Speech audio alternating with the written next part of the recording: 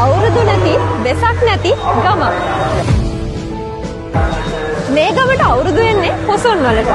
දකුණු ආසියාවේ විශාලතම ගමන් මාර්ගයක් හිමි සංස්කෘතිකාංග රැසක් ඇතුළත් කරපු අලියතුන් විශාල සංඛ්‍යාවක් සහභාගී කරවන වල්පොළ පොසොන් මහා පෙරහැරේ පෙර සූදානමයි මේ.